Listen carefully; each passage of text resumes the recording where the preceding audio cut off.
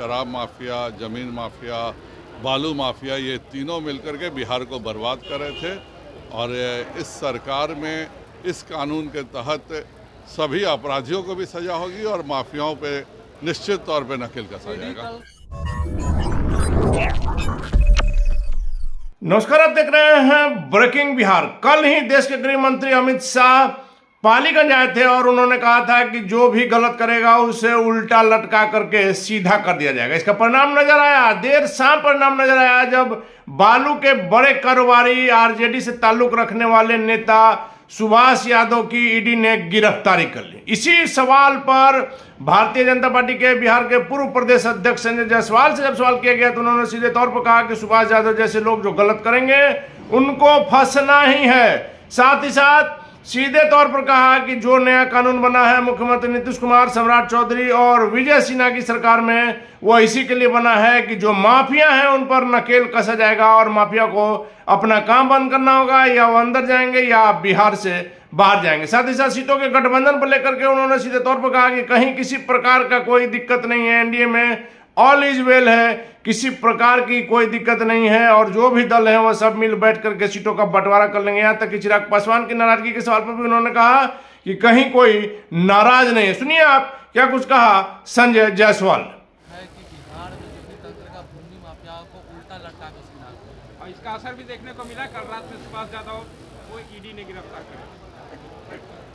बिहार में माननीय नीतीश जी, माननीय सम्राट चौधरी और विजय सिन्हा जी के तहत नया कानून बना है और वह कानून बहुत ही आवश्यक था, क्योंकि जो शराब माफिया, ज़मीन माफिया, बालू माफिया, ये तीनों मिलकर के बिहार को बर्बाद कर रहे थे।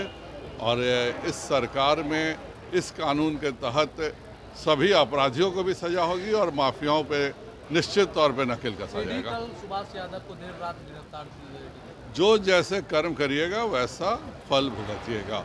जिस तरह से गरीबों को लूट करके संपत्ति एक खास परिवार ने बनाया है और उस परिवार के संपत्ति के 2 नंबर संपत्ति को 1 नंबर करने का काम, और उसके एवज में पूरे बिहार के बालू निकाल करके स्मगलिंग करके बेचने का काम सुभाष यादव जैसे लोग करते हैं, तो वो फंसेंगे ही। चलिए, सीट शेयरिंग को लेकर क्या होगा? जिस तरीके से आप भी कल गए थे मुलाकात करने उपेंद्र कुशवाहा जी से, चिराग भी नाराज चल रहे हैं। कोई नाराज नहीं चल रहा। एक सीट शेयरिंग का एक बातचीत होती है और 28 जनवरी के बाद एक नई परिस्थितियों में बात हो रही है, पर हम सब एक हैं और एक अच्छे फैसले के साथ सभी घोषणा होगी। और कहा जा रहा है कि चिराग पासवान महागठबंधन की ओर जा सकते हैं। आप क्या अफवाह उड़ाते हैं, कोई उसका नहीं है। हम लोग सब डिटरमाइंड हैं कि हम सब मिलकर के एक साथ तय करेंगे। तय करने में समय लगता है,